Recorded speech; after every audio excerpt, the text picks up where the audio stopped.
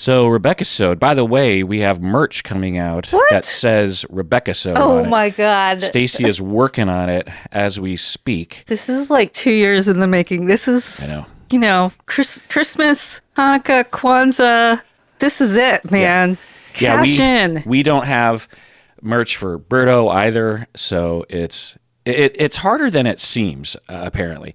But you wanted to talk about Dr. Ruth, so lay it on me. Yeah, so I'm going to say 2 words that the first person to say them on national TV was Dr. Ruth Westheimer. For folks who don't know, she was a prominent sex therapist starting in the 80s. She was 4 feet tall, 4'9". She was a Holocaust survivor. She was a trained sniper. Oh.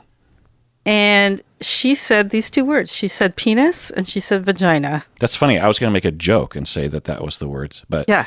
Okay.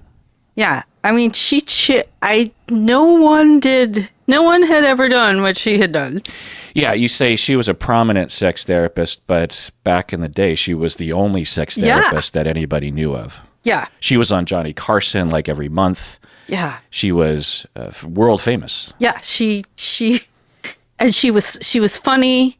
She made sex seem natural, and she told us all that we were allowed to have desires.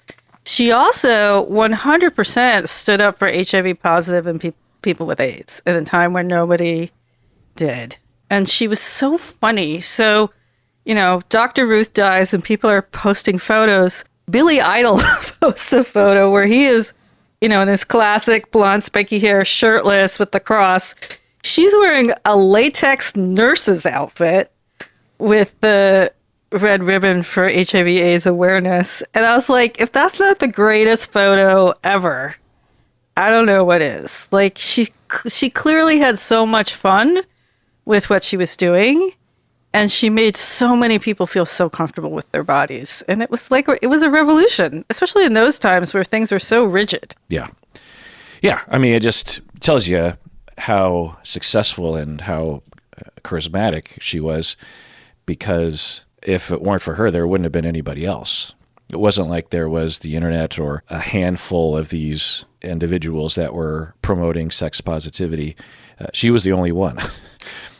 Yeah. And I mean, we owe so much to her. I'm trying to imagine if she hadn't existed. Yeah. Yeah, and like I said, she was as famous as like Bill Cosby or something. That's what maybe younger people might not know or have heard about. But she, everyone knew who she was. I don't think there was a single person I don't think there's a single person of our generation that you could say Dr. Ruth died and they'd be like, who? Never heard of that.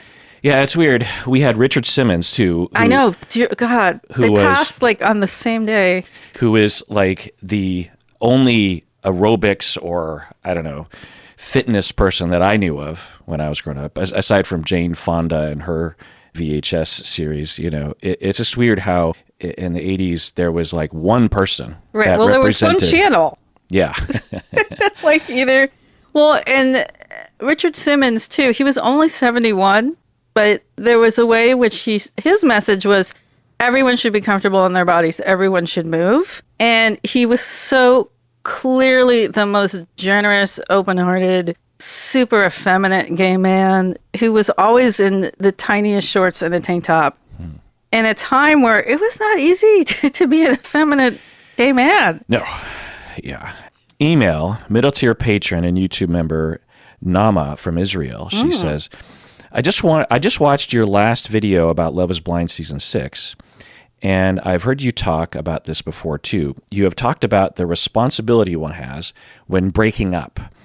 So just chiming in, I will often talk about in my reaction videos that my philosophy about breaking up is that the dumper has a responsibility to do what they can within reason to help the dumpee. It's a case-by-case basis. If you're dumping someone that's abusive or harmful or dangerous in some way, it's a different story. But generally speaking, outside of situations like that, you can't just walk up to someone having thought about it for 12 months and just, like a dump truck, just, dump all your shit on them and then say, okay, peace, I'm out, and you're like, I'm blocking you, I'm never going to talk to you again. Because for the dumpee, the grief and the questions and the confusion begins right then. You've already worked that shit out on your own, which is fine, but you need to do what you can, because you can't just leave people in a state where they will likely develop a schema that they believe is true, that no one can be trusted, and that people never loved you. Because that's often the conclusion that people will make is, well, if they don't love me now, they must have never loved me. I'm not lovable. I can't trust anybody for the rest of my life. That's a really common thing. And, as the dumpee, you can do a lot to mitigate that. Again, case by case basis. But anyway, so that's what I was talking about.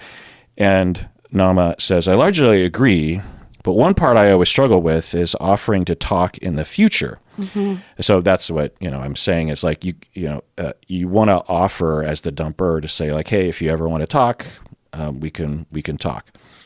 And what I'll also say is you're going to get some emotional reactivity from the dumpee. They're going to be upset.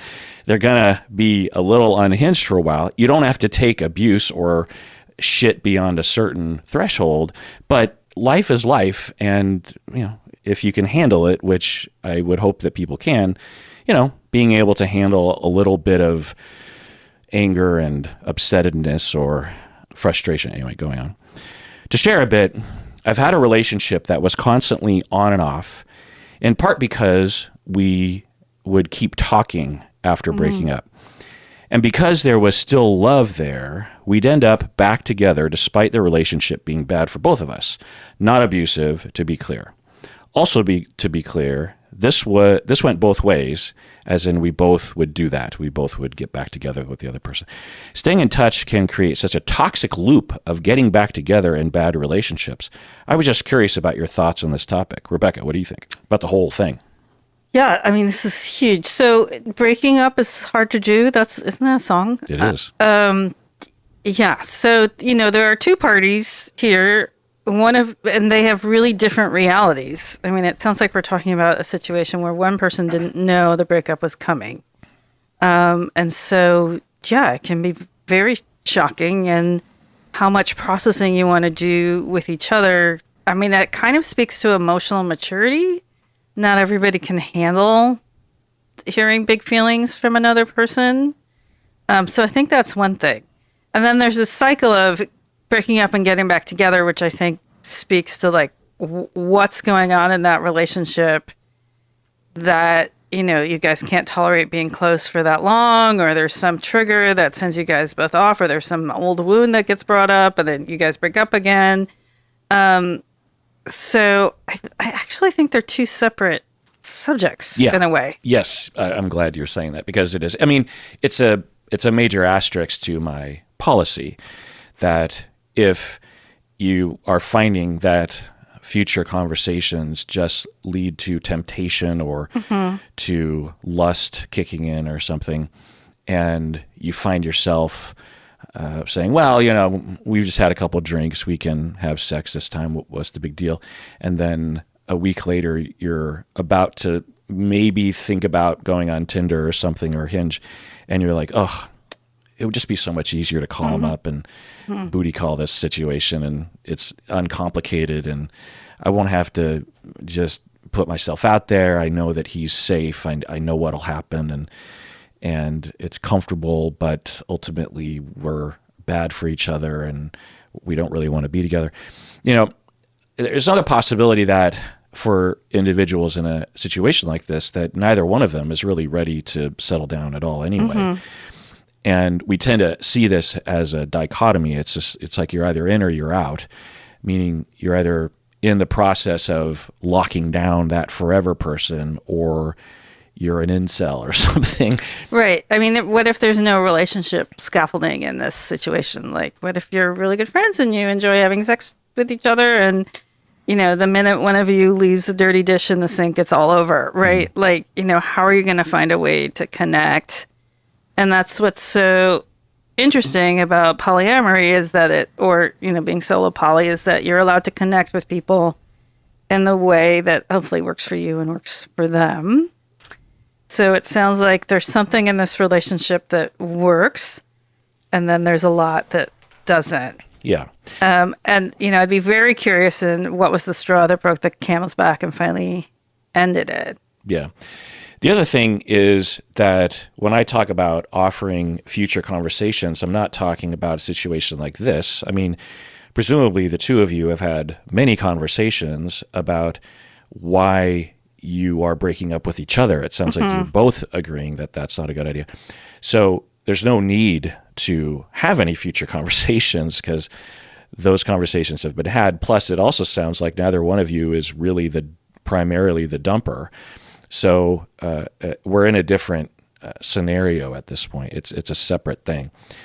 Well, and also I know many couples where someone says, hey, the door is open, we can talk. And the dumpee is like, you know what? No, I don't want to talk. Right.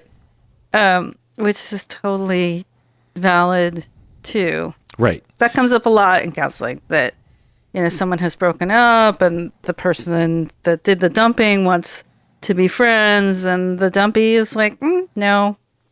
Right. Not now. Right. They have the prerogative to say that because of their pain and how much it hurts to even engage. The offer is from the dumper. Again, case-by-case basis. There's situations abound, but I really want you to say all of that, but in a Dr. Ruth accent. Was it Austrian? She was Austrian, but was brought up in it after her parents were taken in the Holocaust. Very she was brought Freudian, up in a Swedish. Freudian She was accent. brought up in a Swedish orphanage. I cannot. Can I do, Dr. Ruth? I don't know if I can do. So I can't really. This is my generic European accent that when I joke with my It's friends. starting to sound kind of French, actually. I know. I've been watching. Because the Olympics are going to happen in France, my feed is full of very funny videos of French speakers trying to teach Americans how to speak French. So I'm listening to a lot of French these days. All right, let's take I took French in high school, and the general rule is that no matter how many vowels there are, it's all basically derivations of the vowel sound of D'accord. It doesn't. If you see an IOUX, that's a If it's a EU, it's a If it's all just I'm sure French people are pissed off. All right, let's take a break. Okay. We'll get back. More stuff. All right, we're back for the break. Let's do an OPP. These people became patrons all the way back in 2017. It's amazing. And have stayed patrons for the past 7 years. We have Kira from Los Angeles, Kimberly from Santa Fe, New Mexico, Nina from Edmonton, Alberta, Gazal from Lomita, California, Scott from Rosewater, Australia. Wow. Amanda from Decatur, Indiana. Stephanie from West Bountiful, Utah. West Bountiful. Kelly from Sydney, Canada. Oh. Sydney, Nova Scotia, Canada. Christopher from Seattle. Claudia from Helsinki, Finland. And Nicole from Monticello, New York. Next email from Anonymous Middle-tier patron. She says, I wanted to ask what your general process for therapy is with clients. How do you believe change occurs through therapy? End of email. Great little short email. It's like Very, very big question. But it's what we call in our field one's theory of change. And all of us need to be able to articulate this because, of course, when clients come in, they want to know how do you think change actually occurs? What are you operating from? So, Rebecca, what is yours? So my first joke with clients is if change was easy, I'd be out of a job. So change, especially behavior change, is hard. So working from a trauma-focused model, we're establishing trust, we're stabilizing, and then we're introducing options for behavior. Sometimes we're just modeling it in the session.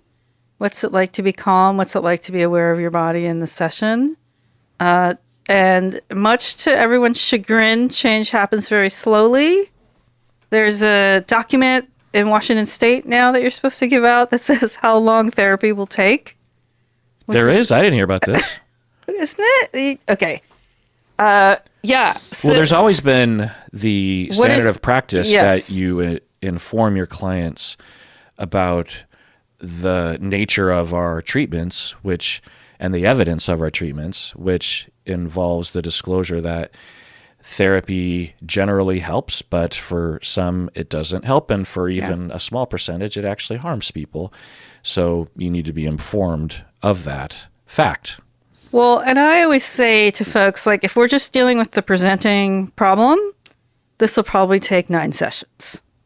If we're going deeper than that, it'll probably, some people have been with me for over a decade. Yeah. Now. So if I were to interpret your statement, and based on what I know about you, I think what you're saying is that once there is an established rapport and safety with the client, then you can begin engaging in the activities and tasks and therapy that will help to have the individual know about how trauma is affecting them and their emotions.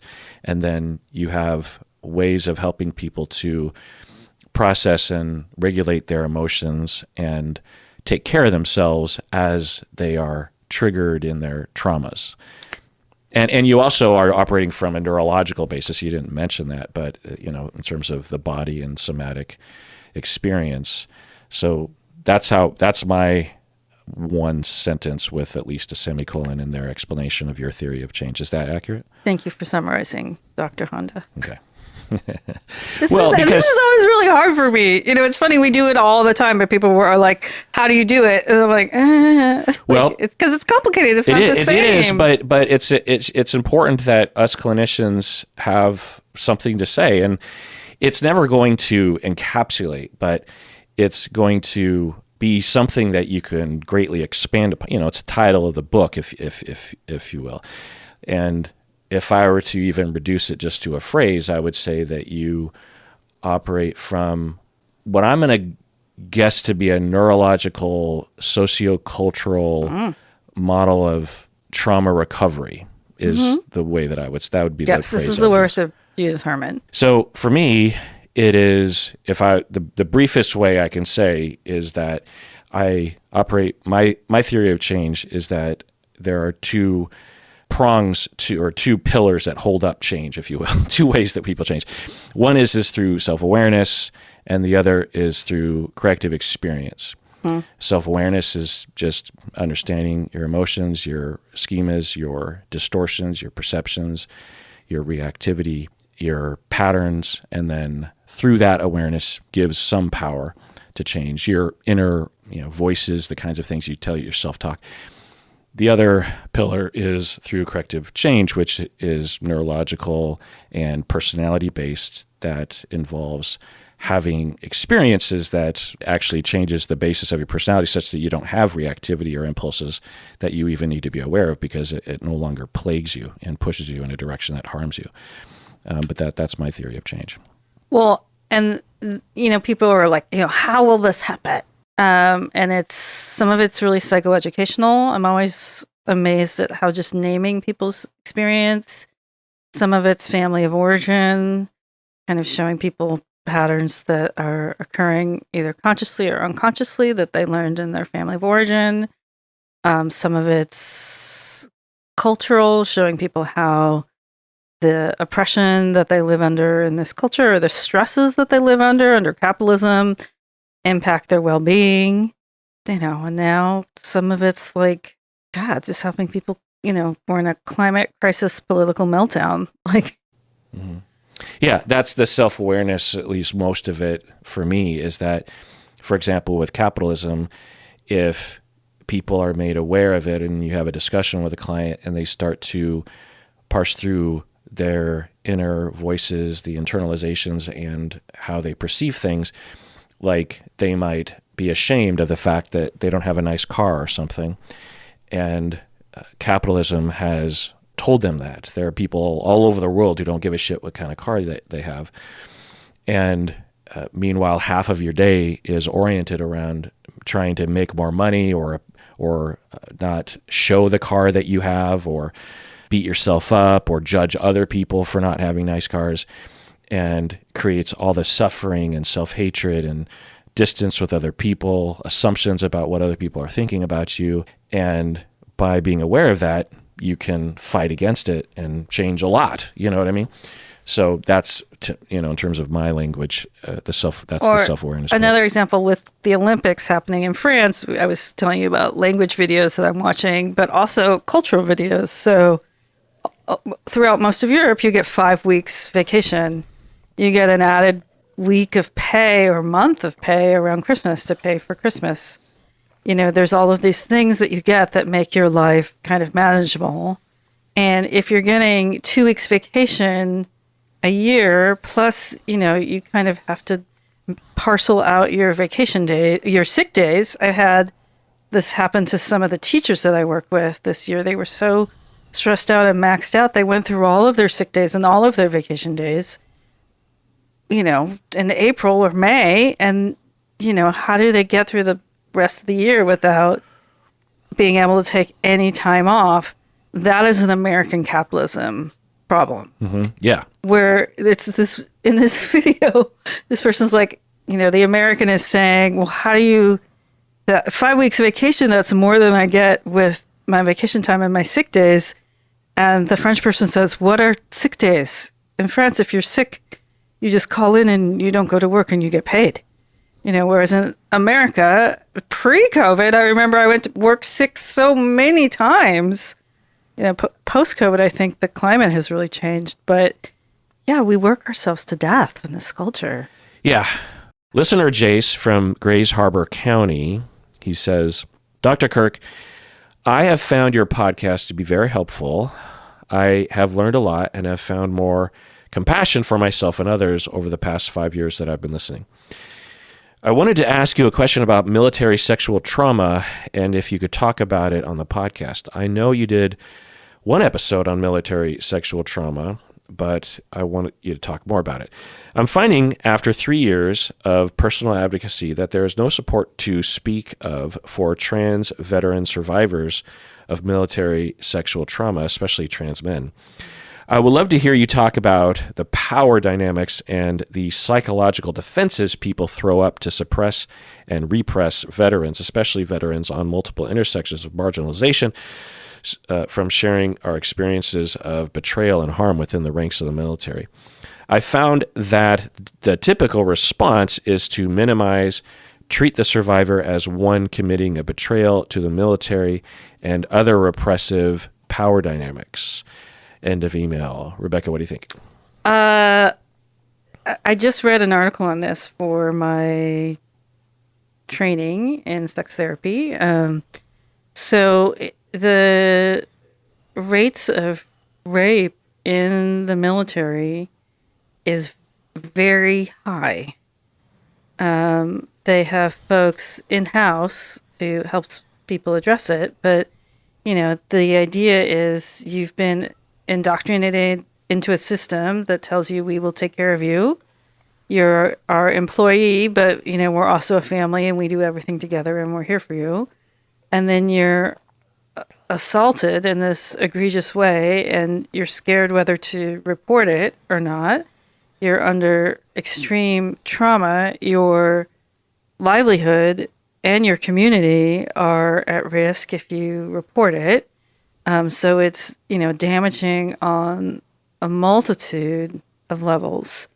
And you can be raped by a superior rank. Right. And as you're mentioning, the military has done a lot over the past 20 years to address this. Not enough, but there's a lot of programs. The specific question of psychological defenses that you're asking about, what defenses do you think are at play? All the defenses. Will you name off the defenses? I can't. The easiest one to point to is denial, in that when you are faced with, as someone in power, with a report from someone saying that a coworker essentially has raped another individual, there's an inner conflict where the individual is hearing an information of, wait, so my organization, something that I've dedicated my life to loving, and my group here, this base or this squad or whatever, I have a lot of pride in it, which is fine. And yet I'm hearing this information that challenges that says that there's something rotten in Denmark. The defenses of the organization versus the defenses of the individual. Oh, well, that was my interpretation of their question. Was they're saying, I would love to hear you talk about the power dynamics and psychological defenses people throw up to suppress. Oh, okay. Yeah. So, right. You're pointing out something. I mean, this happens in families too, right? Yeah. You point out something that people don't want to see and they tell you that you're wrong. Right. And it's that inner conflict that with lack of differentiation will result in people having to face two options. One is the easy road, which is to deny and to suppress the victim because they don't have any power to begin with, or the tough road, which is to integrate this new information and advocate for the victim and start dealing with the power structure and maybe even be ostracized by the group because of that. That's a much tougher road. And that's why organizations in the military have tried to change how the system works so that you can report more easily, anonymously. There's advocates, there's increasing pathways for people so that there aren't so many fucking barriers for victims to come forward. Well, and also when a trans person is assaulted, the sexuality, the denial is very intense, and the sexuality of the perpetrator gets called into play, right? Like, does that mean that perpetrator is gay or straight, or what's happening here? Or on the flip side, does that mean that that perpetrator needed to teach that person a lesson about gender and they had a right to assault that person because that person stepped so far out of the gender norms that, we view that person as less than, and we understand why they would get attacked. Right. I will say, I heard from a friend recently that there are very much people who fetishize assaulting trans men vaginally. It's a whole thing. And that can be a big part of this. It's a power play on a lot of levels. Yeah. So let's take a break. When we get back, one more email. What do you say? I'm in. By the way, I finished the in-person part of my sex therapy training. We're recording. Oh. Congratulations. Yeah. So now you just have supervised work. Well, no, I have 60 hours of self-paced learning. Oh. Which I'm going to attempt to do in 3-hour chunks over 5 months. And self-paced, what does that involve? It's so it's on Canva, which is like one of these online, there's a video lecture or a chapter. Canva, I thought was... Or Canvas. Yeah, Canva is like one of those websites that you can make thumbnails for videos and stuff. So this is Canvas. So there's like a whole online course where it's like there's a video introduction from the professor and an outline, and there's readings, and I have to do a lot of writing, and I had to produce a little video. So when will you be certified? God, it'll probably take 3 to 4 years. Oh, really? Well, I need 20. Sorry, bra problem. Rebecca's flashing me. I'm sorry, just my big belly. Just when you're built like I am, bras like right up, and it's the worst. No, I'm pretty sure for everyone, a bra is an impediment on one's comfort throughout one's day, I'm right? So sorry, everyone. If my wife is any sort of representation in that, as soon as she can, she rips that thing off. Yeah. I'm trying to be proper, but man, that was really bad. I'm just trying to imagine, growing up, I would wear jock straps. Yeah, and if it righted up, it rolled in the wrong way. It is constantly uncomfortable. Yeah. Yeah. So imagine wearing that every day of your life. Yeah, no. So it's riding up again. This is crazy. Well, do what you got to do. I just did. I just took care of my sports bra problem. What were we talking about? Getting certified. So it's expensive to do supervision. So I'm doing it once a month, which is probably good in the beginning so I can like pace myself.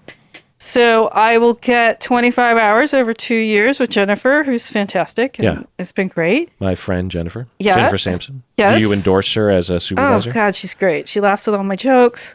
You know, I'm a hard person to supervise at this point because I am fully formed and new at the same time. Right. So she's great. And I do things like I get super excited when one of my clients agrees to do a full sexual health inventory, which is like a full sessions interview. And I take lots of notes and then I get to report back to her, like, did I do a good job? Did I miss anything? So in that way, I'm a beginner. So I'll do, I can do 25 hours individually and then I can do 25 hours of group, which will be less expensive. One of the ways, I guess at the National ASEC conference, they've got ways to like pound out like 10 hours of supervision. So I'll probably go to the conference one year and do like 2 or 3 days of whatever counts as supervision. And then I, got to do a lot of client hours. And then the application process, along with a lot of these like marginalized microfields, is like enormous. There's an enormous amount of paperwork and essay writing. All right. Well, let's do an OPP. So these people became patrons all the way back in 2017 as well. Denzel from Louisville, Texas. Tyler from Minneapolis, Minnesota. Valerie from Oklahoma City, Oklahoma. Alexander from South Euclid, Ohio. Liza, who I know from Peterborough, Canada. Where's Peterborough, Canada? Ontario. Okay. Crafts with Ellen from Germany. Ooh. And Sasha from Los Angeles. Thank you so much for becoming a patron. Coming in from Los Angeles. So this email from long-term patron Natasha. This is a fun email. Okay. Not like the last one. No. Long-term patron Natasha from California. She says, "Hi, Kirk. I'm responding to your call for old listeners to announce themselves as I have been listening since 2013. That's amazing. I'm working at Boeing and going to Seattle U full-time for social work, so I don't email in as often. But I still listen to every episode and tell people about the podcast. I don't know if this would be interesting to anyone, but I thought it'd be funny if you ranked all the major King County suburbs. Yes. People talk shit about Tacoma." But I also... Tacoma's so awesome. That whole area down by the Glass Museum is getting full of restaurants, and there's a new promenade all the way. Almost every queer person I know is moving to Tacoma right now. So... Oh, really? Yeah, it's happening. Tacoma, and they cleaned up the smell. They did. And does that count as a suburb? Because like that's its own town. Well, I'm coming in hard on this one. Plus, it's not in King County. It's in Thurston County. Thurston County. Hello. But I think Natasha is thinking more broadly of just like okay. I'll have to widen my lens. Satellite towns and cities outside of Seattle. Okay. But yeah, so another one. For those who don't know, Tacoma used to be known as having the Tacoma aroma, in that paper processing. There was a paper processing or a wood pulp mill place Stinky. That was not even in Tacoma. I think it was across the water, if I'm not mistaken. Or it was close enough to Tacoma that when you would pull into Tacoma, acrid. Acrid? Is that the name of the smell? I mean, let's go with that. It was disgusting. Even just driving through, I couldn't imagine. And it would get more intense as you got closer to downtown. Anyway, Natasha says, people talk shit about Tacoma, but I enjoy visiting there, especially for the live Rocky Horror Picture Show performance. Ooh. Which, just chiming in, does Seattle not have? Yeah, what happened? I mean, didn't the Neptune have one for like 5,000 years? Yeah, step it up, Seattle. For probably 40 years. And it's just a step to the left. I think it started at midnight on Saturday or something. Yeah. Yeah. Anyway, I go to Redmond exclusively for the Dine-In iPic Theater. Have you ever been to that theater?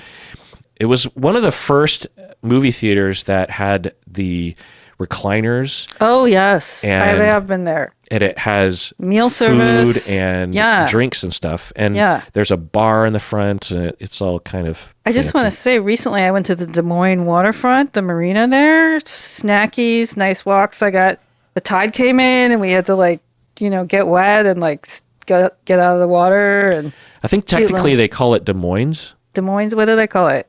Well, Des Moines, because I think An S. in Ohio it's Des Moines, but I think okay. in Seattle they call it Des Moines. S, because that's how we roll. Yeah. Well, also getting back to the French thing, I think it's supposed to be like "de moi" or something. C'est moi. God knows. But anyway, French people get at me. Going back here, I practiced jujitsu in Bellevue and found that there so much good food in Bellevue. Well, that's what Natasha was about to Hot say. pot. Better than Seattle. She Yes. says. No, less lines. Oh my God. The hot pot place, my favorite Japanese place. What's your favorite Japanese place? Oh my God. I got to look it up. So if you go, this actually isn't in Bellevue. It's in Kirkland. Okay. The Kirkland Goodwill is the best.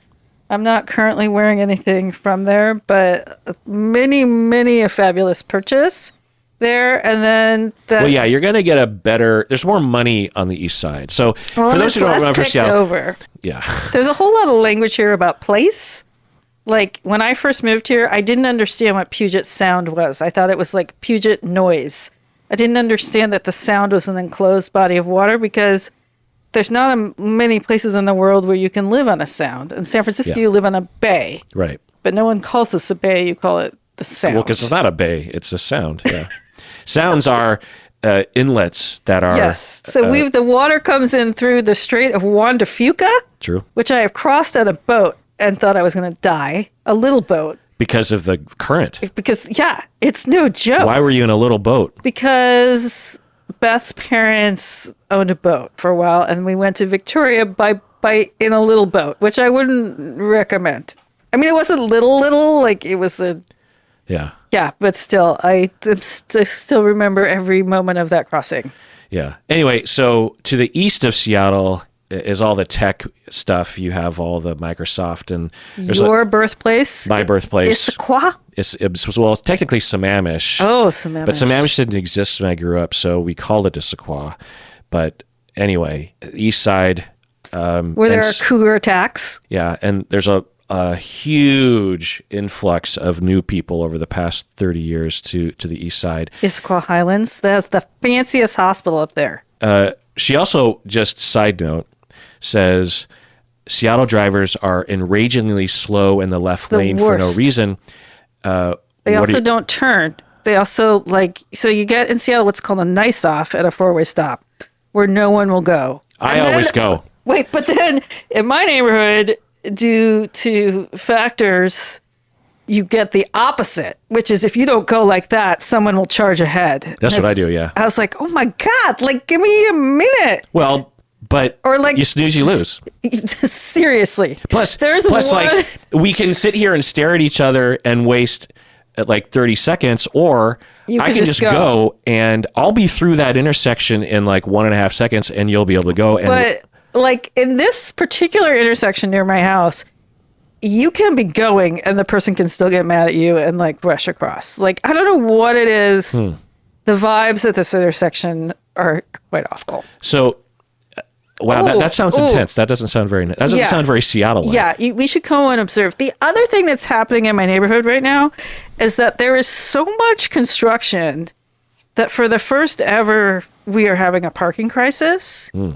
And like, there's a lot of like, this should be my spot. It's right in front of my house. Kind of, I have that feeling.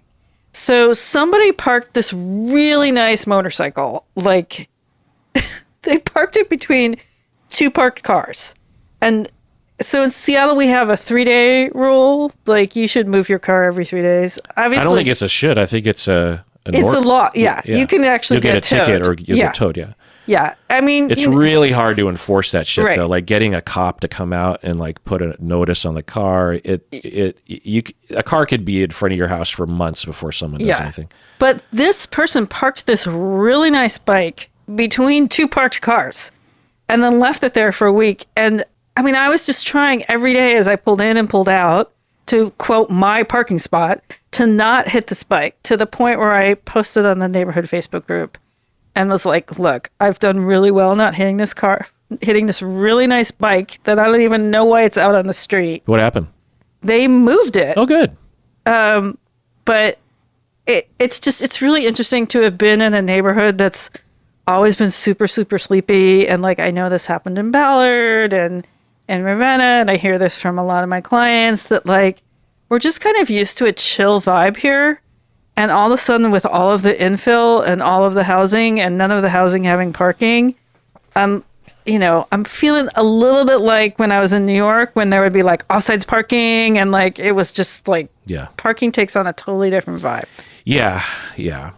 And I used to live right across the street from where you live now. Yeah. And I remember, and that was like 20, 25 years ago or something. And back then they talked about how that area was up and coming, but it didn't. But it always boggled me why it doesn't, because it's so close to downtown. I know, it's so convenient.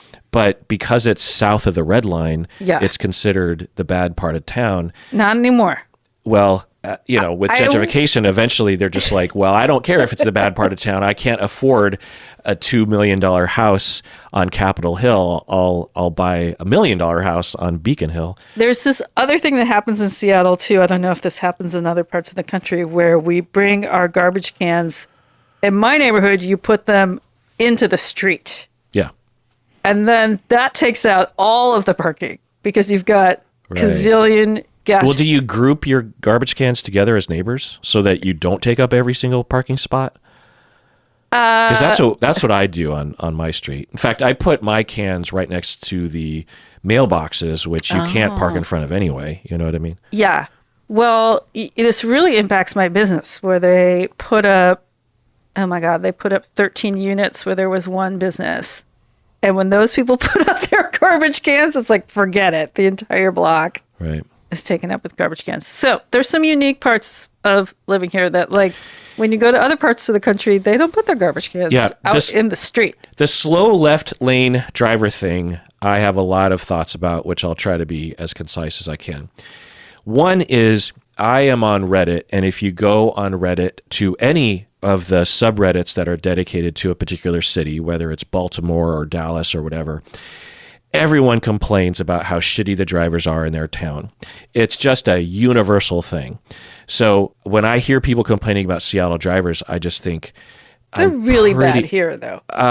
Well, anecdote and confirmation bias are a thing. Okay. The other thing is that the left lane thing is aggravating, absolutely, but in Seattle proper, when you're driving on the freeways, the lanes, it's not really a left lane passing situation. No, you're just in the left lane. Yeah, in that there are exits on the left lane. Yes. There are entrances from the left lane. Sometimes God, that getting onto I-5 from the airport is so anxiety producing, because you get on the left lane and then you have to get over. Yeah, right. Or when you're downtown and you're getting from 520 onto I-5 south, and then you've got to get over to the Stewart or Mercer exit, and you've got to cross 5 or 6 lanes of traffic, of heavy traffic going 55 miles an hour, in the span of like half a mile. And so if you're talking about, downtown Seattle or in the Bellevue, Seattle area, and you're frustrated and you're, riding the ass of someone in the left lane, like, just chill for a second, because even if you do manage to get that person to move over, you're not going to really make up that much time. Whereas if you're in more rural areas on a freeway and someone's parking in the left lane going the speed limit, that's a completely different scenario, because when you're driving across state to like Spokane and you're a fast driver, you just I'll get in not the left lane, but maybe the next one over, and I'll put my cruise control at, like, if Stacy's not with me, I'll put my cruise control at like 90 miles an hour, and because the speed limit's 75 or 80 or something. Yeah. Well, there's one more weird factor about driving in Washington State, which is that I guess in other states, 18-wheelers are restricted in what lanes they can be in. but not in Washington State. They can drive in any lane on the freeway. Well, I find truck drivers to be pretty good on the freeway. They're professional drivers, Yeah. so I find them to be some of the better drivers, really, on the freeway, and pretty respectful. But anyway, so maybe there's some research out there that you could point to. Plus, living in the city, you learn that you can't just bulldoze your way to your destination. You have to deal with traffic. When I grew up in Sammamish, back when it was very little traffic, I hated being around other cars that were in my way. Mm-hmm. Whereas now, living in Seattle for the past 30 plus years, when I get in my car and I'm driving across town, I long ago gave up this desire to somehow get there as fast as I can, because there's just so many barriers. There's lights, and there's pedestrians, and there's slow cars, and there's people pulling out. And if you just expect that because that's just what's going to happen, then it's a lot less frustrating, is my point. Well, and I will take 99 to get here, as long as it's not more than 10 minutes more, just because it's so much chiller. But you're like Stacy. Stacy's the same way.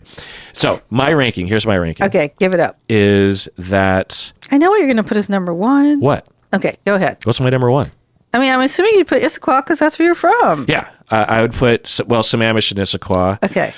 And that's where I'm from. But, now that my parents no longer live there, mm-hmm. I don't go there. And I don't know if I have any reason to... It's, so Natasha really opened up a can of worms for me, because I've, grown up in King County my entire life, the Seattle area. And I will annoy my wife by occasionally telling her that we'll be driving by someplace and I'll say, oh my God, I have so many memories of that Denny's or mm-hmm. that intersection, or see that house. I had a client that lived there once, or, and all these memories that are just because, I've lived here. We should have a co-tour where you drive me around and you tell all your things. I think about that. And then I drive you around, because I am a nonstop Seattle tour guide. I cannot shut up. I think about actually having it be maybe a live event where we get like a party bus. Oh my God. And please. And we just, and then we just stop at a place, and then we just talk about, this is what I remember about this, there used to be a dance club right here, and da-da-da. Can I tell you a really funny story about this? Please. So I was volunteering somewhere, and this woman needed a ride back from outside the city to inside the city. And she was from China, and she was a urban design master's degree student. This poor woman's English was not great, but I was going to take this opportunity to describe many, many things about Seattle. And so we're driving through South Beacon Hill, and she's like, why are there all these, there's all these Asian, these are Chinese grocery stores. What is happening? And so I tried, the term in the US is bedroom community. This is a bedroom community for... I've never heard that. You never heard that? No. So that is people work somewhere else, but they live here. So Beacon Hill was known as the bedroom community for Chinatown or the International District. Asian families lived on Beacon Hill, but they worked in the ID. So, but in her limited English, bedroom community was like a showstopper. We had to spend 10 minutes as I tried to describe what a bedroom community was. Well, also Beacon Hill, as an Asian, I can tell you that it was maybe originally that, but as with anything, if you're a minority, you feel safer, and also you just want to be around your relatives and friends. Right. And so when you move from out of town, whether it's China or Baltimore, as a Chinese or Japanese or Korean or Filipino person, then you're looking around different places, or someone, you know someone, and they're like, hey, you should live near us. Then you're just going to naturally congregate, because one of the estates that sales that we went to mm-hmm. was an old Japanese American. Right. You were like, this is my dad and his friends. Yeah. Probably third generation family that the parents had, I think, died probably, or at least went to a retirement home. That was a great estate sale. And for me, I wanted to live on Beacon Hill because I'm Asian. And when I lived there, I felt more comfortable, Yeah, and the grocery store. I mean, there's just these little things that you can do on Beacon Hill. Like you can take a walking tour of Asian-themed gardens. Like there's a way in which the culture kind of reflects itself back too. But we were on Issaquah, and I got us distracted. So here's my tiers. So my top tier is Sammamish and Issaquah. I have a lot of memories, but the thing is it's so different there now that I don't feel like I'm from there. I mean, it's so different. Right. Back in the day, Sammamish and Issaquah were, pretty far. Like when we first moved in, the next door house had horses. And yet now it's one of the most expensive, nice strip sort of mall. Yeah, there's traffic, and the traffic is really bad anyway. The other top tier place that I will say outside of Seattle is Shoreline, which is just north of Seattle. As a person who primarily lived in North Seattle and not Beacon Hill, of the Seattle suburbs that I feel akin to is Shoreline. And I present up there all the time. So yeah, right at the Cascadia. Shoreline or Cascadia. Oh, well, Cascadia has a permanent. I thought it was in class. Bothell, Cascadia. No, okay. They have a permanent classroom in what was the high school. And I have to say, one of the greatest sadnesses post-pandemic is they had this great senior community center in that complex, and they had a fantastic thrift store, and that thrift store closed in the pandemic and has not reopened. Oh, that's what I was going to say, because you said the Goodwill in Kirkland is so great because everyone is so rich there that the shit they get rid of is good shit. You know what I mean? And there's not a lot of poor people or people like you and me that are interested in that kind of stuff. So it's less picked over. You know what I mean? Almost top tier places outside Seattle are the following. And they're basically just other places that I'm familiar with. I had a hard time actually figuring out what sort of criteria, but for me, I'm just basing it on like places that I have good memories in, and places that if it came down to like, okay, I need to go to Big Five Sports, and there's one in this town and there's one in this, which town would I rather go to? Anyway, so I'm lumping together Snoqualmie, North Bend, Preston, Falls City, and Carnation into one lump, because they're all kind of... I approve of that lumping. Kind of the same in my book. They're just... Beautiful, though. Yeah, they're just outside of where I grew up. I spent a lot of time. I used to ride my bike down to Snoqualmie and North Bend. Snoqualmie Falls, where I used to work, Twin Peaks Lodge there. I have a lot of good memories from there. And I have some friends and family that live out there now. The next grouping, I would put Bellevue and Newcastle and Kirkland kind of in one grouping. Now... Bellevue, the mall culture in Bellevue is very impressive. What do you mean? If you needed to go to the mall... The Bellevue Square Mall? There's the Bellevue Square Mall. Yeah. There's the Bellevue Art Museum across the street. Yeah. Bellevue is famous for their art fair, which is huge. Yeah. Trying to think other good things that happen in Bellevue. And then there's Crossroads Mall, which is maybe not in Bellevue. No, that's Bellevue Crossroads. And then there's that one that's right off the freeway that has the Nordstrom's rack, which is very important. Like you could head to Renton, or you could go to that mall. And there's Victoria Mall. Okay. Excellent burger place, really good float place. And that is... So in high school, both Stacy and me, before we knew each other, would go to Factoria as our cruising area. So a lot of memories from Factoria. Lots of memories from Factoria. And I don't know if that's considered Newcastle now. I'm thinking the UPS place there is often open. Okay. When other ones are closed. And Stacy's dad was a football coach and teacher at Newport High School, which is right in Factoria. Anyway. Really, one of the original outside of downtown Nordstrom's rack is in Factoria. It didn't. I don't think it used to be there, but it's big. Okay. Just in case anyone needs to go to the rack. So Stacy grew up near what I call Eastgate, Robbinswood area. Lots of really wonderful memories, and Bellevue, Newcastle, Kirkland are they're great little towns. If you're looking for a burger, Yeah. The burger place in Northgate. So- Plus the movie theater there is good. Not Northgate, Eastgate. Sorry, not Eastgate. Kirkland? Factoria. What's the burger place called? I can't remember. Okay. Well, so here's my thing about Bellevue and restaurants is that I actually took some time to try to figure out what the comparison is. You know, I looked at all the various restaurants that are, and Bellevue is a pretty big area. Seattle obviously is a pretty big area.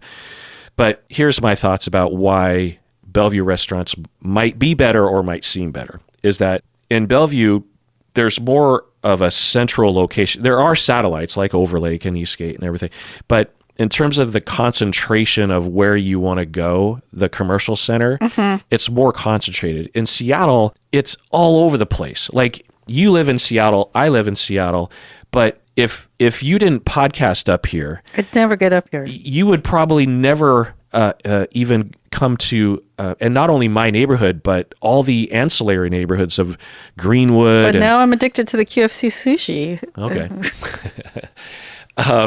Or Ballard or Wallingford or, so there's... Right. The traffic and the parking is so bad here that you tend not to leave your zone. Right. So that's another factor that in Bellevue, it was built with cars in mind, Right.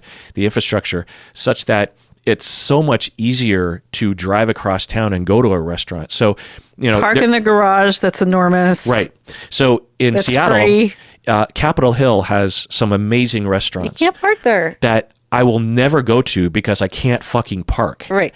And it's no joke. You can't park. Like you might have to park literally 2 or 3 miles away. Yeah. And you'll be such in a bad mood by the time you Right. find, and it'll be a tiny little spot that you're not even quite sure if it's legal or not. You know Yeah. what I mean? And you'll forget where you even parked. You know what I mean?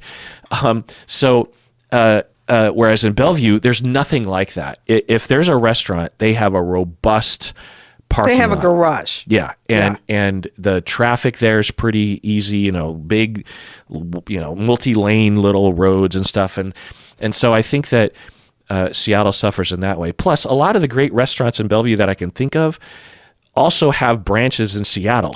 Well, right. So we have not mentioned the most important restaurant that my life revolves around. Din Tai Fung. Exactly. Yeah. So the first one was in Bellevue. Am I right? I don't know, but there's not one in Seattle, right? Yes, there is. Oh, there is? In Pacific Place on the top floor. Oh, Yeah, which is like the last business open in that place. really? But there's I heard it's going out of business or something. Yeah, it's bad. But not Din Tai Fung. But so there's now one in South Center Mall, which now has a different name. But like when I want to impress my friends, like when I wanted to impress my friends from New York, I gave them 3 different dumpling places to look at, and they looked at the reviews of Din Tai Fung, and they're like, clearly we're going here. We ate like so many courses. We just, leftovers beyond. So the thing about Din Tai Fung, So good. no offense, but white people love Din Tai Fung. Asian people also like Din Tai Fung, but there are so many other places that are just as good, different experiences. I'm not going to say better, but It's really smooth. it's very Din Tai Fung is a very smooth process. Yes. But there are places in Chinatown that are just as great, but a lot more complicated. You kind of have to know what you're doing. The menu at Din Tai Fung, they used to have a complicated menu, and now it's just like a list. It's like, Do you get the soup dumplings? I get the soup dumplings. So if you don't know, dear listener, literally a dumpling with soup in it. So good. Like, how do they do that? Because they do it, it's a condensed gel, and then when they Oh. cook it, it turns into soup. So the cucumber salad, the green beans, the short ribs. Yeah. The I mean, have you ever been to dim dim sum in Chinatown? Oh yeah, Okay. I grew up in San Francisco. Okay. You think it's yeah. like Din Tai Fung is like far superior? There's just an ease. You're right, an ease. Yes, that makes it like for guests or for special occasions. Because I worked in Chinatown for 2 years, so like I know where to go for the thing. Yeah, I on a Mother's Day one time, And- maybe like 5 years ago, I decided that we were gonna do dim sum on like a Sunday morning, and I dragged Stacy and all of her family as well, and had not thought it through. Because there's 10,000 other people with the same. Well, yeah, there's always a wait. It's also, these restaurants they don't have the cleanliness that people are used to. And they don't really care about you. And the customer service is very different. A lot of the people don't even speak English. Yeah. The ordering, there's no ordering. They just come by with carts and you just grab stuff, and you don't know if you're not familiar, and even if you do grab stuff, it's dough. So like you don't even know what's on the inside. Right, could like be chicken feet, could be anything. Yeah. And it was a huge mistake that I will never. But I loved it. I loved dim sum. So I'm having a blessed memory. So in Seattle, we've lost so many great restaurants, and I am thinking of blessed memory. I am thinking of Hing Loon, which was me and Eli's favorite restaurant, where you could get frog leg congee and all of the frog legs are good. Yeah. Well, imagine being with a 9-year-old who orders frog leg congee, and the waitress looks at me, and I'm like, yeah, they're gonna eat that. So in Hing Loon, I think you got a menu, but the specials were handwritten in Chinese and in English on pieces of 8.5 by 11 paper in black ink. And they were just covered. The walls were just covered in these handwritten specials. And it was just the best experience. And they had the best comfort food. Right. That's what dim sum is to me, is comfort food. Yeah. My dad would take us. Scallion pancakes. Yeah. So, my theory about Bellevue is that the variety is so much more attractive because of the driving and the parking. Plus, the restaurants are newer and cleaner. Yeah. Whereas in Seattle, hot pot place is so good. Yeah, but there are great hot pot places in Seattle. You know what I mean?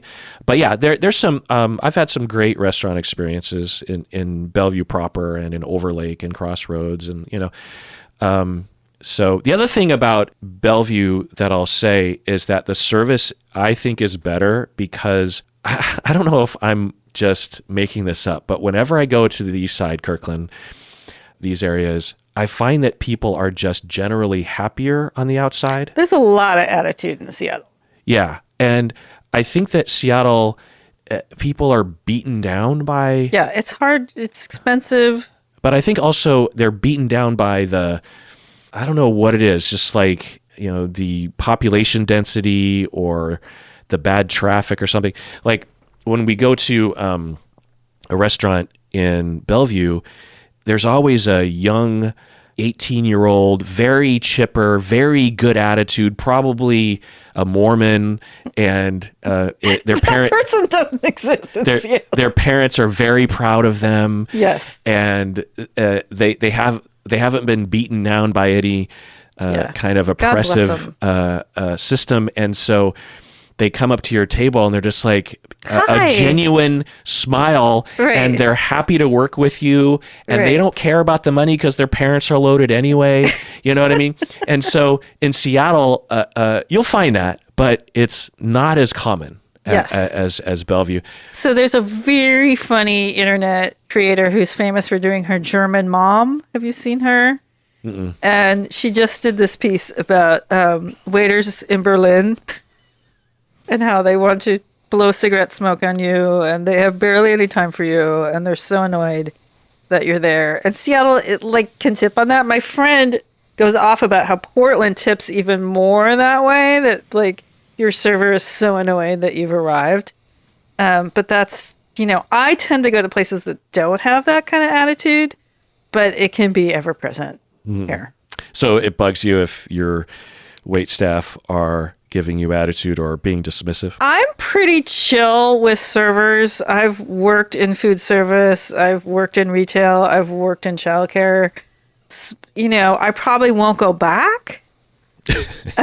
Probably? What do you mean? Probably. What sort of hard times no offense against waitstaff, but your life would have to take a pretty severe downturn in terms of your practice to... Oh, no. I probably wouldn't go back to the restaurant, not to that type of I thought you were saying work. You won't go back to that work. No, but yeah, I was somewhere where the service was so bad that it was mind-blowing. Like what happened? I'm trying to remember. Like, it was just so slow. And So for me, I eat out all the time. Stacy and I never cook. Like, this is so interesting to all me. we do is get Grubhub or takeout. I mean, I'm not much better, but I get a food service. So, like, I just reheat something in my house, which is why when I go to Din Tai Fung, I order enough for 3 people because that's like 2 meals right there. Yeah. Take home for sure. Although I'm a vacuum cleaner, so I'll just eat it at the restaurant or in the car on the way home. But so I cold Din Tai Fung for breakfast. Oh yeah, okay. So happy. So I can tell you that I can't remember the last time I noticed bad service in Seattle. Maybe it's happened, but I can't remember the last time I even had that thought. Maybe 10 years ago, honestly. I can't remember. So either I have a really low bar or the people generally are pretty good. Oh, I know what happened. The one thing that I do hate is when a restaurant will accept too many customers based on the amount of service people they have available, or the amount of time it'll take for you to get your drink order in or your appetizer order in or whatever. That I have a very low tolerance for. And that doesn't happen very often, maybe once a year, but it drives Stacy crazy because I hate that. And 2, I'm impatient, like to a very high degree. And like one example was we were at this restaurant in Ballard, right there on Ballard Avenue, and they seated us. They proceeded to completely ignore us, even to just like the host. The host sat us, and that was it. For I timed it. It was like 30 to 40 minutes or something, and I had a seat where I could see all the wait staff and the host and everybody. And I saw that they just didn't have enough people working. Yeah. Well, that's a real problem. Which, okay, granted, then don't seat people. Right. Then don't like section off an area or count your tables based on how many wait staff you have and or, but particularly wait staff, but also like your cooking staff. You don't want to overtax them. There's no harm, no foul. If you walk up to a restaurant, they're like, sorry, we're understaffed. We can't guarantee that you're going to be given any sort of service. If you're up for sitting and just relaxing, feel free to take this table. But if you're looking for any kind of a normal... If you're looking for food, this would not be the time. Or service or any kind of attention, then maybe tonight's not the night. And what I will do is at a certain point, I'll walk out. Not out of anger, but just out of, I'm going to relieve them of this. Your presence. Plus, any restaurant in Seattle typically has 16 other restaurants within a block. So in this restaurant that we were sitting in, I could see like 3 other restaurants in my field of view that were staffed enough anyway. And I'll be like, okay, we're leaving. And Stacey would be like, no, it's so rude to do that. And I'll be like, I don't think of it as rude. Yeah, I think of it as us. I think of it as helping them out. Yeah. Plus, like, it's their fault for seating us. You know what I mean? So as a lesbian woman, like, I never get perceived with my partner that we are eating together. Like, we're never perceived as a couple. And so I was in this restaurant and I was with my straight woman friend, and we could not get the check to save our lives. Like, no matter what we did, we could not get out of there. And I thought, so one of those things where you're trying to get eye contact. Or like anything. Yeah. And this is a place I like a lot. But then I thought, oh my God, I think they think we're on a date and they're like trying to give us lots of space. And I felt like being like, this is platonic. Like, please let us leave. Go to our separate lives. That's what your assumption is. That's interesting because I that wouldn't be my assumption, but it could be for sure. Well, but my assumption always is when they don't give eye contact and is that they're very stressed out and your table has been forgotten or the wait staff thinks of your table as being someone else's problem. You know what I mean? Yeah. Because it takes effort to not have eye contact when Right. you're walking by a table. And this is not a big restaurant. And Yeah. I've been there a couple of times, and my friend is really good friends with the owner. And I don't know, the whole thing was so strange that I was like, oh my God, the only answer here is that they're trying to give us privacy and they think we're on a date. I don't think that's the only answer. I think another answer is someone just dropped the ball and didn't know what they were doing. You know what I mean? Because giving someone a check, you know what I mean? I mean, like, clear the table and turn it over and make more money. Plus, like, it's so much easier to give someone a check than take an order or whatever. right. Like, Like, it's we very little haven't time. ordered anything in like a half an hour. You could be making more money if someone else was sitting here. Yeah. I mean, the one thing I'm sure you do experience as a lesbian is they will bring out 2 checks. Right. Well, this was the worst. It was like Beth and my like 24th Valentine's Day. We were at a price fixed place that was like only doing Valentine's Day seating. I mean, we both have wedding rings on. Like, clearly we're a couple. And the guy was like, separate checks, ladies. And I was like, dude, it's Valentine's Day. It's an extremely expensive price fixed meal. Yeah. We look like sisters. Like, you live in Seattle. We're driving a Subaru. We're so clearly lesbians that the fact that you can't figure this out is astounding to me. Yeah. And then we had this experience on San Juan Island where every restaurant we went to understood that we were a couple. And I mentioned that to one of the waiters. I was like, this is kind of fascinating. And she was like, oh, I think it's so much part of the gay culture is so much part of the island culture there that people know what to look for. But I just... Yeah, there's a lot of not only gay people, but also a lot of hippies, a lot of super progressive people. In the island. So this is hard to imagine how long ago this was. When gay marriage was legalized in Washington State, Island County went 80% for gay marriage. Oh, really? Yeah. Oh, nice. Yeah. Okay. Where are we? Did we answer the question? So the rest of I'm just going to rattle off the Okay. rest of my list. So places that I think kindly of, but might not visit. So this is below the par. Snoqualmie, This Bellevue, is like shoreline. C rating. Are Kent and Renton because they are where I was born and grew up.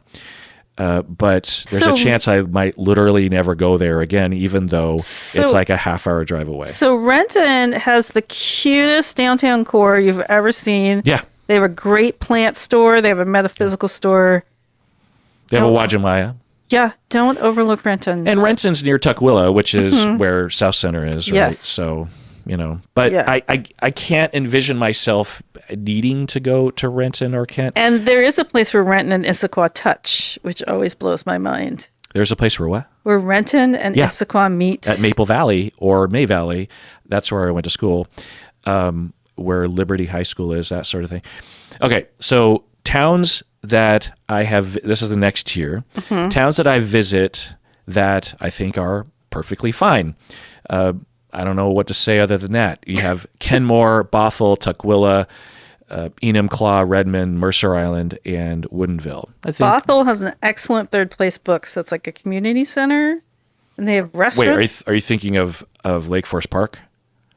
Yes. That's Lake Forest Park. Okay, sorry. Yeah, completely different town. But no, it's I'm on the not. Bothell. It's on the Bothell Highway. No. There's a new. Look this up. Okay. I believe in Bothell there is a third place books that is like a community center and has everything in the world there. And there's a Ross there. There's a really good Ross in that complex. And there's All I'm getting is Lake Forest Park. Yeah. damn it. Yeah. You're thinking of Lake Forest Park. Okay. Ballinger, Briar. Bothell is to the east then. Yep. Okay. So from Lake Forest Park, if you go northeast, you go through Kenmore, and then you're in Bothell. Okay. Yeah. So, all these places are perfectly fine. A lot of great memories. My brother lives on Enumclaw. Redmond, a lot of great memories. Mercer Island, good memories. Mercer Island has no good restaurants. Right. Which I find so bizarre because it's where all the rich people live. You used to have a great bagel place that I went to, but I don't think it has anymore. But yeah, It has like one grocery store. It's so weird. Yeah, Mercer Island is this, there's a lot of rich people live in Mercer Island. It's also known as a Jewish area. Yeah, it has a great Jewish community center, which... And the city or the island itself is just outside of Seattle proper. In fact, I think it used to actually be a part of Seattle, if I'm not mistaken. And yet it is very sleepy and very suburbs, and the commercial center is very, very small. There's hardly anything there, and because you'd think it would be pretty vibrant, right? Not only for all the people on Mercer Island, but also for and the people that are commuter driving parking through. lot is like enormous. Yeah, I mean, it really speaks to that town that like the commuter parking lot is bigger than downtown. well, there's nowhere to work in Yeah. Mercer Island is the thing.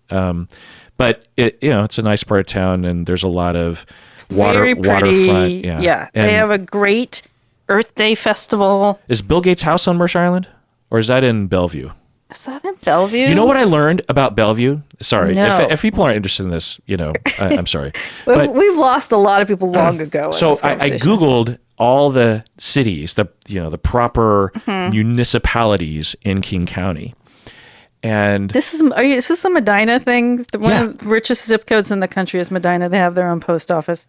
That's where Bill Gates lives. it's not it's Okay. Bellevue, but it's not the rich in terms of average home price. Maybe it has the most income or something, and Bill Gates certainly would throw off that average. But so growing up in Issaquah and Sammamish, Bellevue was a big part of my life, and these neighborhoods, Medina and Clyde Hill, I always thought of as parts of Bellevue, but these are their own little cities with populations of like 3,000 people. It would be like if your north part of Right. Beacon Hill was its own city. It doesn't make any sense. Geologically, it doesn't make any sense. It's just the waterfront areas. It's the super expensive neighborhoods Yeah. in Bellevue. And I went down this rabbit hole of trying to figure out why do these tiny little municipalities exist? Because, you got to Tax have reasons? a mayor. Yeah. So I was thinking tax reasons or, because then they can pay for their own police and fire and everything or whatever, Keep the riffraff out. or keep the property taxes low, or I don't know. But I did learn that there are 5 cities all right there. You have Clyde Hill, Medina, Yarra Point, Hunts Point, and Beau Arts Village. Have you ever heard of Beau Arts No. Village? There's a city, a township, or a municipality with its own, borders right there by Medina called Beau Arts Village with a population of 299 people. Oh, wow. By the way, the average home prices of all these areas is in the area of, $4 to $5 million. And it is not nice if you show up there. I have a story of getting off a tiny boat there onto the dock with someone who had a house there and like kind of getting ascended on by the neighbors. And they were like, "Oh, hello." And the woman very quickly was like, "Oh, hello. We just bought the Johnson's place." "Oh, that was you." And it was like, they swoop down upon you if you are not known to them. And these were Well, like, I wonder if a fair these amount were all of what white they, women on this boat. well, Like, I imagine a fair amount of what they consider to be riffraff will land on docks, thinking that it's a regular dock when what they don't realize is this is a Yarrow Point dock or Yes. a Hunts Point.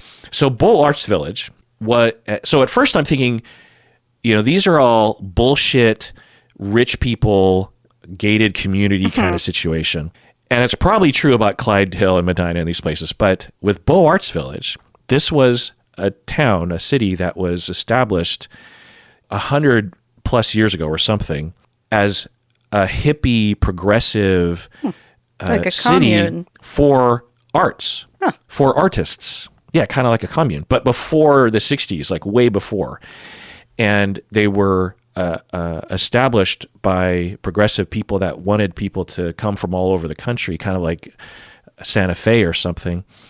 And they named it Beau Arts Village. Beau, the French, again, another O. There's EAUX is Beau. But I found that to be so fascinating that those little cities exist. Going off my list, the rest of these towns I don't really think about, so I'm very sorry about that. Maple Valley, as I mentioned, Federal Way, Auburn, Burien, Des Moines, SeaTac, Covington, Black Diamond, Normandy Park, Newcastle. Oh, I already mentioned Newcastle. Duval and Skykomish.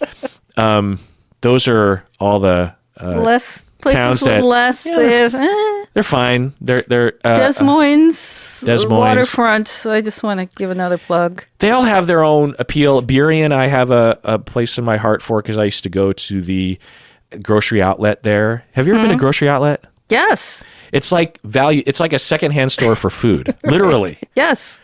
Yeah. Like really old, like bread and cans of soup. And Burien and White Center are currently some of the gay capitals of the Puget Sound. Oh, I didn't mention White Center. I wonder if it's not technically a city. It might actually. But Burien is where all the lesbians end up because they can afford. And that has a super cute downtown. Yeah. They have a great furniture store. They have an Ace Hardware there. I mean, all these places are great. Covington, Black Diamond, real pretty out there. Normandy Park, and Duval, Skykomish, Maple Valley. All these places are fine. They're not on our bus tour, though. Yeah. But I have memories from I literally have memories from each one of those places. I have memories from Auburn. I have a lot of memories from Federal Way, as Maple Valley, a lot of memories from Burien. I have a few memories from Des Moines. I like this idea of a bus tour through Seattle. Yeah. I think this could be a lot of fun. Yeah. Plus, we could get E on the tour and they could just give filler. They could just talk about cars that they see on the roads. Right. As we drive by. Or you could be the driver. Oh, Lord. No. Oh, really? I would not put that level of responsibility. You need a special license for that. Well, is E a good driver or? They're fantastic. Well, that's what I'm saying. They are. And if the car broke down, they could fix it. We definitely want them on this trip. Yeah. But yeah, you'll be the official car mechanic in case something goes wrong. Yeah, but it's so fun to drive around with E and just get the thoughts on cars as you move through town. All right, for our San Diego people, your favorite and least favorite neighborhoods or suburbs of San Diego. So when I was there, and this was decades ago, PB and OB, Pacific Beach and Ocean Beach, had the best thrift stores and the best taco dive places. I'm going to get in trouble here, but then you get into places La Jolla is so snooty. Okay. Enough said. San Francisco, Bay Area. Oh, God. There's so many great neighborhoods in San Francisco. So, obviously, my dad's lived in Bernal Heights for decades now. So, all of that, it's just such a sweet, the Liberty Bakery. I love that neighborhood so much. People are so sweet and so nice. God, least favorite part of San Francisco. Ugh. I mean, for snootiness, it's Marin. Too snooty. But if I could move to Sebastopol tomorrow and there were no forest fires, I would. Greatest, in terms of food, that part of the country, Napa, Sebastopol, the greatest food, freshest, most amazing dining experiences of my life have all happened there. Yeah, speaking of food again, so I was Conversation is going to go on for hours. Yeah. So I went to Fremont recently, at Upper Fremont. There's Lower Fremont, that little area up there, and there's this little restaurant burger place called Ha. It's near that burger place. In fact, I think the burger place is literally called Good Burger Place or something. Yeah, you want a burger or something. Yeah. And there's this restaurant called Ha that my friend opened up years ago that I'd never actually gone to. And I got a breakfast sandwich from there. And it was one of the best breakfast sandwiches I'd ever had, with ham and really great bread. And the yolk was over medium, so it spills out, and it was just really great. Where on the list does that go exactly? Yeah, that's what I'm talking about. What's your favorite? So you're making me think my favorite restaurant in Seattle. It's been a year since I've been there. Is Matt's at the Market, and I didn't realize. Well, so I lost my taste from COVID, July of 2022. Is that right? Probably. And everything tasted like metal or coconut fat for a very long time. And when I was eating at Matt's at the market, the person I was with is like, you were literally shaking. And I was like, oh my God, I think I am tasting flavor for the first time. And they had these like crab puffs that were so good. And I was like, why are these? They were corn fritters. And I was like, why are they so good? And they said that they made a crab stock that soaked for 24 hours. And then that crab stock was the base of the fritters. And I was like, wow, these are some of the most complex, interesting flavors. And I realized I hadn't tasted anything in so long that it was just like, wow. So what's your favorite restaurant in Seattle? Oh, I can't even imagine. So if we were going to go to lunch today, where would you want to go to lunch? Well, I love Valhalla Sandwiches, which is in Greenwood. I go there once a week-ish, Stacy and I. I love Taco Time. Really? They're closing on, did you know they're closing that? In Wallingford. That location is iconic. Yeah. I do not recommend Taco Time for anybody. I can't eat there. Why? It makes me sick because I'm allergic to sulfites and nitrates. So but now you're making me think of the banh mi sandwich place on the banh mi sandwich place called Saigon Deli in Little Saigon. There's one on Rainier. I don't even know the name of it. It's so good. I just stopped there to get a sandwich. They have one with avocado, which is very revolutionary. Yeah, it's all about the bread and the cilantro. Yeah, the cilantro and of course the cut of the meat and that kind of thing. Yeah, I can't even possibly answer that effectively. I mean, I just, even humble places like that tiny little cafe that is mostly a coffee shop, but they have a great breakfast sandwich. I wouldn't recommend it to people, but boy, did I love that breakfast sandwich. So, okay, New York, favorite. Oh, God. And least favorite. Oh, my God. And let's just stick to, this is like, you grew up, where did you live in? I didn't grow up in New York. I know, but where'd you live? So we lived in the West Village and in Park Slope back when both So of West those Village is Manhattan, Park Slope is Brooklyn? Yeah. Okay. So between Manhattan and Brooklyn. God. So West Village, once you get into those teeny tiny streets, it's one of the most amazing places on earth. But Park Slope is also amazing. It's quite different now, from my understanding. Yes, yeah. And the least favorite is the Upper East Side. It's so snooty. I mean, you still see people you still see black women in like traditional maids' uniforms in the Upper East Side. It's like just a different world. But also there, like the food has to be good because it's so competitive. It's weird because, I've spent a fair amount of time in Manhattan, and the snooty neighborhoods in Manhattan don't feel snooty to me because it's still street level, just a regular street in a city. But if you live there, you start to, when you see something every day, you start to see it. Because the streets are still chaotic and kind of dirty, and they still have good pizza joints and bodegas and stuff, you know what I mean? Like, I didn't note it, like, when I was in the Upper East Side, because that's just, like, east of the it's also known as Museum Row, right? Right. And I remember not really noticing that I was because, like, in Seattle, if you're in a rich neighborhood, you'll know it, Yeah. In New York, though, like, there's a different way of being a tourist that, like, where you're so overwhelmed. I remember where, like, I clicked in and, like, you could kind of see the next level because the clutter, the clanging and the cluttering kind of started to fade away and you could kind of see. But when I lived in Park Slope, I lived right next to the bandshell near the opening of Prospect Park, and you would be cheap and you would just stand outside and Prince played the motherfucking bandshell, and we got to stand outside and, like, be feet away from him and playing. It was a low point in his career. It was this tiny neighborhood venue outside at night in New York. So it's your least favorite neighborhood? In Brooklyn? And Manhattan? In Manhattan, it's the Upper East Side. Oh, okay. Yeah.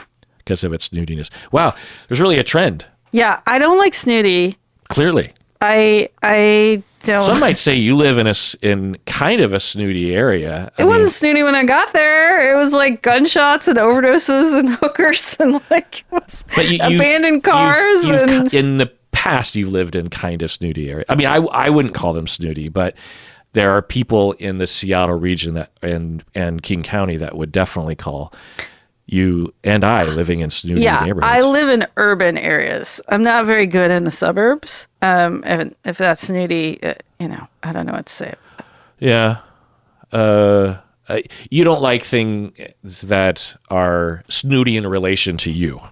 Yeah, I don't like to. I get real bored in like how expensive your place has been decorated and like classic Seattle line in the sand. I was actually thinking about this on the way up here. Is like my kid didn't go to college.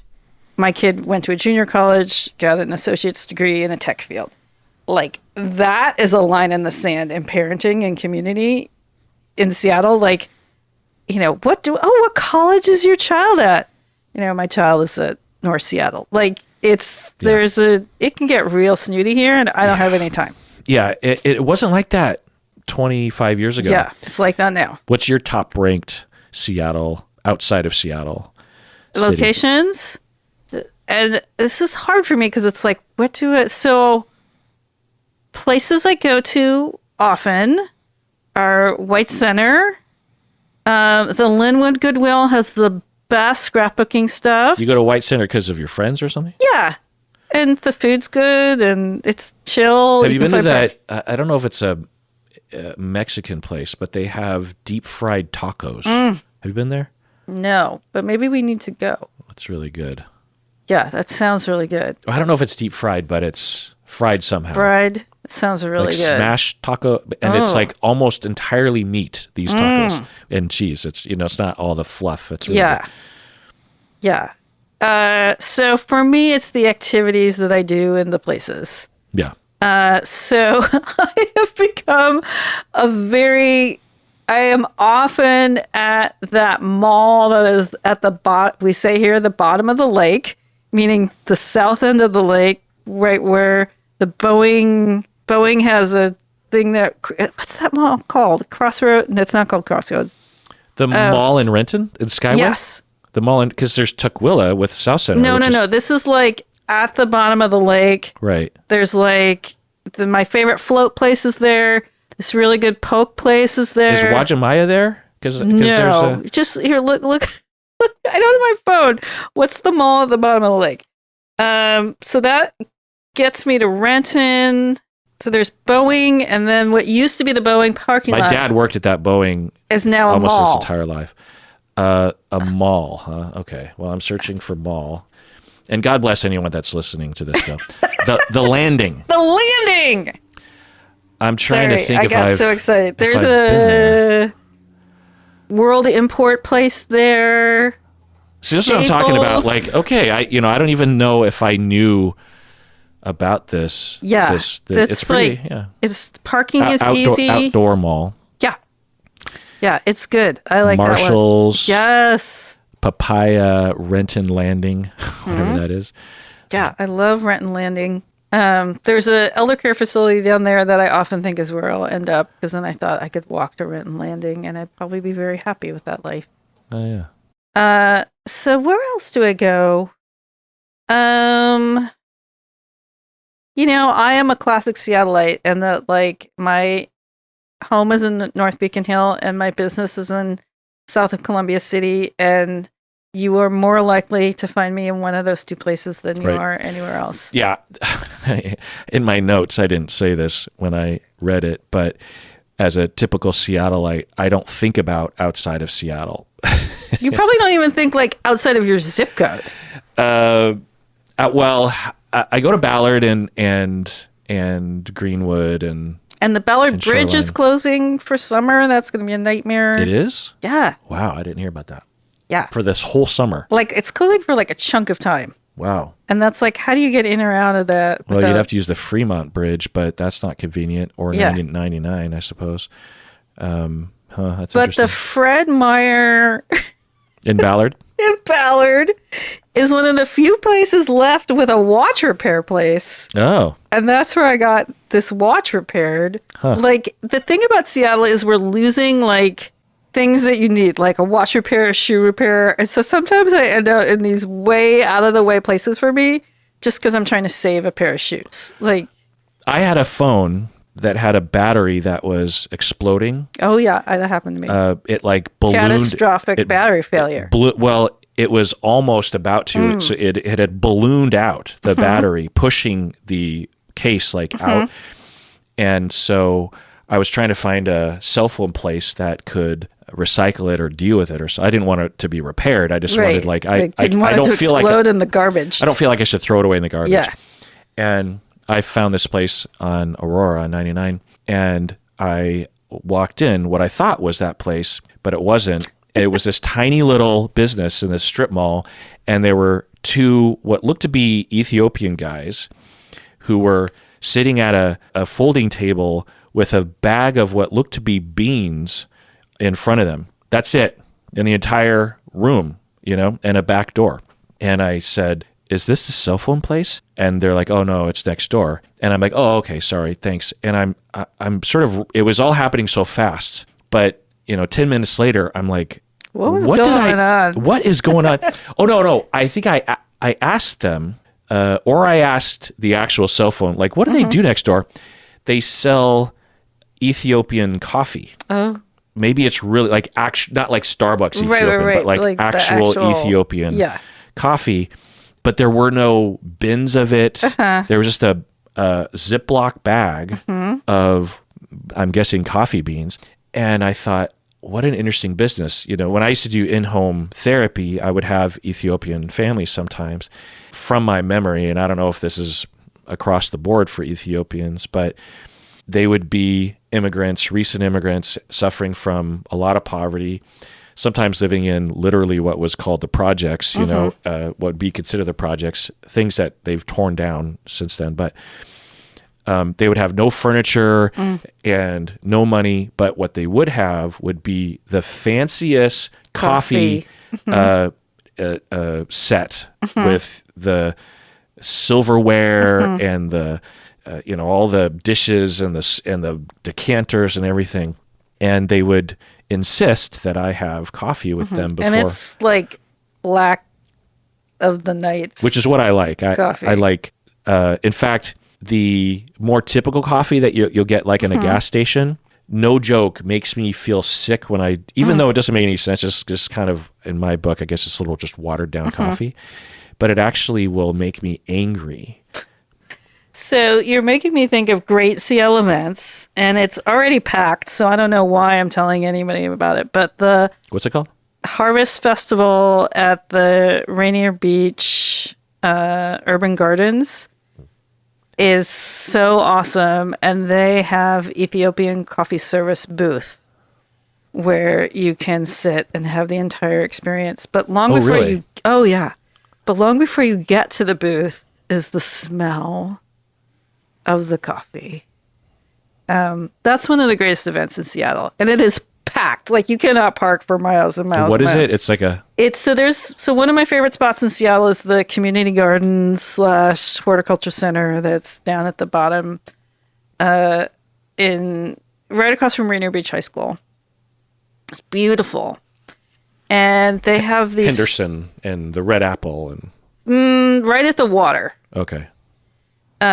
So they have a couple of festivals. A lot of them are like to get seeds and starts, and it is like seen and be seen of South Seattle. Like, the lines are epic. Like, maybe you don't even purchase anything. You just sit and watch the vibe and watch the people. This last year I went with my friend. They had llamas. And the llamas had been peopled out. This was so awesome. So they were like, you can observe the llamas from afar, but do not get close to the llamas. They have no spoons. And I was like, llama? I totally... No spoons? Do you know this? Like, if you've run out of spoons, you've run out of energy for people. But it was so Seattle that they were like, the llamas are out of spoons. And everybody was like, I feel you, llama. Like, I'm just going to sit from afar and observe your llama-ness and not try and touch you. So as crazy as Seattle is, and as much as it's lost its soul, it also still has its soul. And I still exist in the Seattle that like has a very special soul. Yeah, I feel like Beacon Hill still has its soul. I feel like 100%. I feel like it's experienced maybe a 5% gentrification, but it's still very Seattle-y to me. Beacon Hill. Yeah, they have especially in your neighborhood. It's pretty close to the They have a great arts festival. So El Centro de la Raza was taken over 50 years ago by Latinx activists to be a community center. And when the light rail went in, they got all this money to build low-income housing right there. And they made this, what is kind of pick up and drop off for the light rail station. That, in combination with the promenade between the two apartment buildings, becomes like a street festival a couple times a year. And it's just a blast. I think that's where the projects I referred to earlier were, that were torn down and they built much nicer, multi-purpose apartment buildings that would integrate low income with... I would also move in there if they would have me, but it's impossible. Jerry Saltzman, I think, used to live there, if we're talking about the same place. Yeah. Well, that does it for that episode of Psychology Sal. That was great. Everyone out there, write in your funny questions. We love to answer them for hours and hours. Yes. And label them Rebecca Sode or... Right. We need them for my mental health, just to talk about something that's What sort of questions are you wanting? Oh, God. Food questions. I'm so, would you wait for food? What food would you wait for? What about TV show questions? Oh, I would love some TV show questions. What shows do you binge and why? What TV shows meet the Bechdel test? We could do a whole Bechdel test episode. What about bra questions? Oh, God, yes. I am...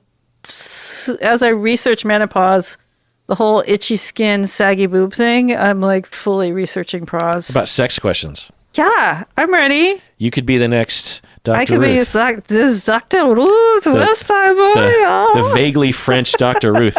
And everyone out there, please take care of yourself because... Oh, gosh, we like you a lot. We hope you're okay.